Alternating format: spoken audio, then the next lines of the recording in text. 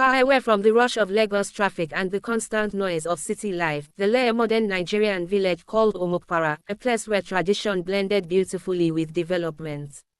Though the village still held tightly to its customs, it had grown with time. There were good roads, solar streetlights, a small health center, and even a modern market where traders used POS machines alongside cash. At the center of this thriving village stood a magnificent mansion that everyone simply called Chief's House. It belonged to Chief Obinna, a man whose wealth and influence stretched far beyond Omokpara. His compound was a true symbol of success. A tall, beautifully designed gate opened into a wide compound paved with interlocking stones. Palm trees lined both sides of the driveway, leading to a grand duplex painted in cream and gold. The house had large glass windows, shining balconies, and a rooftop terrace. Luxury cars, SUVs and jeeps were neatly parked under a well-built carport. Inside the mansion, everything spoke of class: Italian tiles, sparkling chandeliers, soft leather chairs, and large framed photos of Chief Obinna with important personalities. There were CCTV cameras, a standby generator, and even a private borehole system. Yet, despite all this wealth, Chief Obinna remained humble and deeply respected. In Omokpara, no festival was complete without food from his compound. He paid school fees for many children, helped widows start businesses, and supported community projects. People didn't just respect him because he was rich, they respected him because he cared. Chief Obinna had two sons, Emeka, the elder, and Chinedu, the younger. As they grew up in that grand house, their personalities began to show clearly. Emeka was calm and responsible. He dressed simply, spoke with respect, and spent most of his time with his father, learning how to manage businesses, oversee farmland workers, and handle community matters. Even though he had access to luxury, he lived with discipline.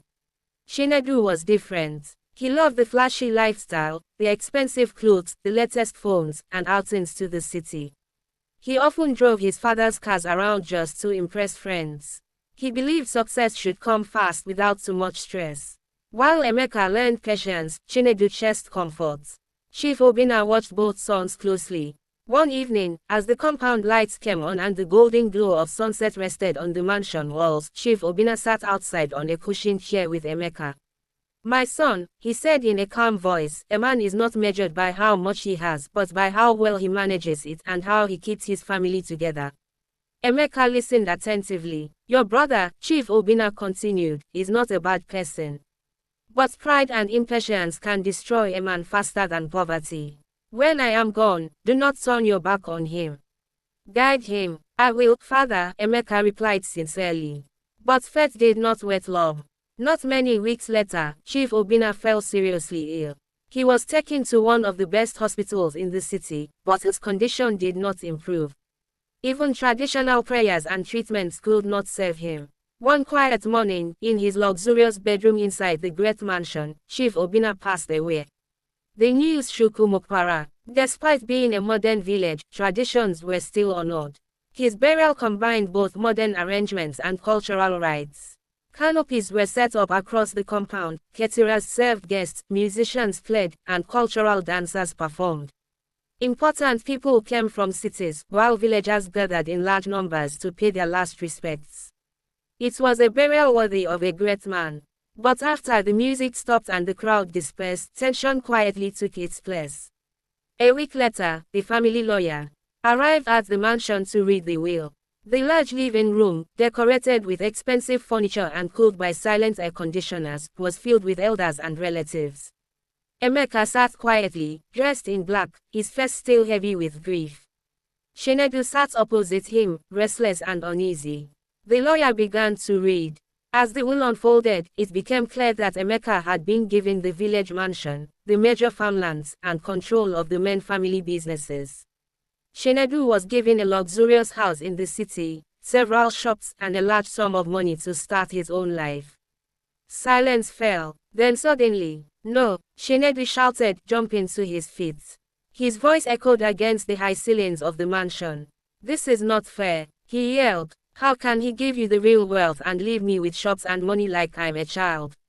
Emeka stood up calmly. "Brother, please, father must have planned this carefully. But Chinedu's anger burned hotter. You were always with him. You must have influenced him, he accused. The room fell into shock. I would never do that, Emeka replied quietly. But Chinedu refused to accept it. From that moment, peace left the mansion. Arguments filled the once happy home.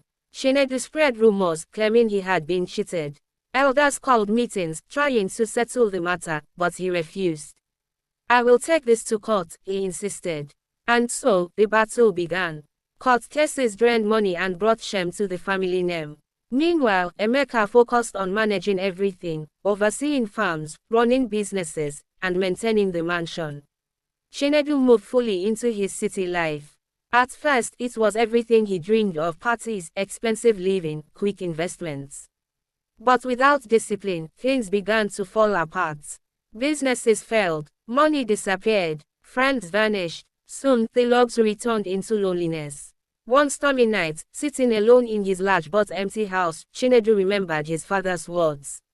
My sons must never fight over wealth. Tears rolled down his face. Days later, he returned to Umukpara, no longer proud, but broken and humble. He found Emeka walking under the hot sun on the farmland. Brother, he called softly. Emeka turned. Chinedu lowered his head. I was wrong. I let greed destroy everything, including us. Emeka looked at him for a moment, then stepped forward and embraced him. I have been waiting, he said. And just like that, the years of pain melted away. Chinedu withdrew the case. He stayed in the village and began learning from Emeka. This time, he worked hard, working early, managing tasks, and understanding business properly. Together, they grew stronger. The mansion remained standing, not just as a symbol of wealth, but as a reminder of unity. Years later, people in Umukpara would tell their story, not of two brothers who fought, but of two brothers who learned that family is greater than wealth. And every evening, as the sun reflected on the shining windows of Chief Obinna's grand house, the two brothers would sit together in peace, finally understanding the greatest inheritance their father left behind.